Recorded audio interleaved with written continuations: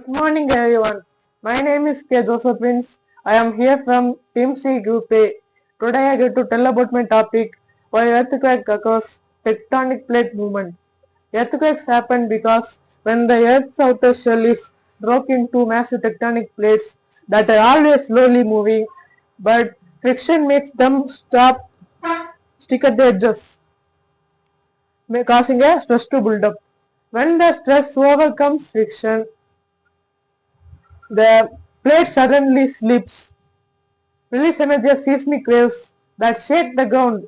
Most earthquakes occur at plate boundaries where plates collide, slide past, or pull apart, creating faults. So they can happen in the middle of plates too when stresses build.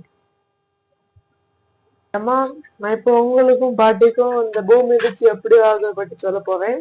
First இந்த tectonic plates தட்டுகள் வந்து இந்த மேண்டிலோட உதவியோட அது வந்து நகர்ந்துட்டு போகுது. அப்போ வந்து அங்க இன்னொரு டெக்டானிக் பிளேட் வந்து அது கூட மோதும்போ அதுல அப்படி வாசும்போ அதுல வந்து அழுத்தமும் ஆற்றலும் உருவாகுது. அப்படி அந்த அழுத்தமும் ஆற்றலும் உருவாகிற நேரத்துல அந்த முதல்ல உள்ள அந்த டெக்டானிக் பிளேட் வந்து அதை மேற்கொள்ளுது. அதை மேற்கொண்டு தாண்டி போக வந்து அந்த அலை வந்து நில அதிர்வு அலையாட்டு அது வருது. அப்படி அந்த நில அதிர்வு அலையதான் நாம வந்து நிலநடுக்கமா உணர்றோம். இப்படிதான் அந்த நிலநடுக்கம் வந்து அப்போ அந்த டெக்டானிக் பிளேட் எங்க இருக்கு? டெக்டானிக் பிளேட் வந்து டெக்டானிக் பிளேட் எங்க இருக்கு? டெக்டானிக் பிளேட் வந்து பூமியோட மேற்பரப்புல இருக்குது. அப்படியே எரியறதுக்காக நடக்குது. அப்புறம் அதோட எல்லையை பொறுத்து 3 வகையா அங்க பிரிச்சிருக்காங்க. அது என்னன்னா divergent plate boundary, convergent plate boundary, அப்புறம் டிரான்ஸ்ஃபார்ம் பிளேட் பவுண்டரி. இந்த டைவர்ஜென்ட் பிளேட் பவுண்டரின்னு என்ன சொல்றாங்கன்னா இந்த 2 டெக்டானிக் பிளேட்டும் ஒண்ணுக்கு ஒண்ணு மோதுதான் டைவர்ஜென்ட் பிளேட் பவுண்டரி. அதுக்கான சான்று என்னன்னா இமயமலை.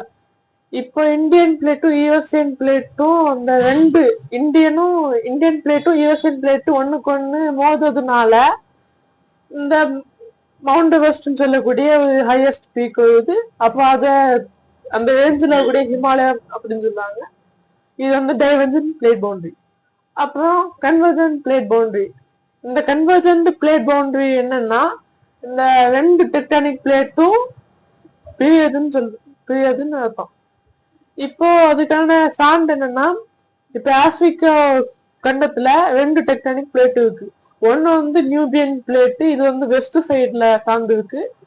இன்னொன்னு சொமாலியன் பிளேட், அது வந்து ஈஸ்ட் சைட்ல சார்ந்து இருக்குது. இந்த சொமாலியன் பிளேட் வந்து ஆப்பிரிக்கா கண்டத்தொட்டு வெளியே போவதா நியூஸ்ல சொல்றாங்க. அதுக்கான காரணம் என்னன்னா இந்த 2 டெக்டானிக் பிளேட்டும் பிரிஞ்சு போகுதுதான். இப்படிதான் அந்த கன்வர்ஜென்ட் பிளேட் பவுண்டரிக்கான எக்ஸாம்பிள் வந்து ஈஸ்ட் ஆப்பிரிக்கன், அதான் சோமாலியன் பிளேட். அப்புறம் வந்து டிரான்ஸ்ஃபார்ம் பிளேட் பவுண்டரி.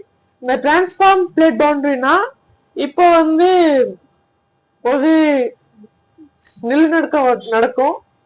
இந்த ஹவாய் வால்கனோன்னு சொல்லக்கூடியது வந்து அப்படி அதிர்வாட்டு இது போவதுனால அது அமெரிக்கால ஒரு சைட்ல, அது வந்து கலிபோர்னியால உள்ள சான் ஆண்ட்ரியாஸ் ஃபால்ட்னு சொல்லக்கூடிய இது வந்து எப்படி நடந்ததுன்னா இப்போ ஏத்துக்கு நடந்ததுனால அது வந்து இப்படி கிராக்க மாதிரி இருந்தது.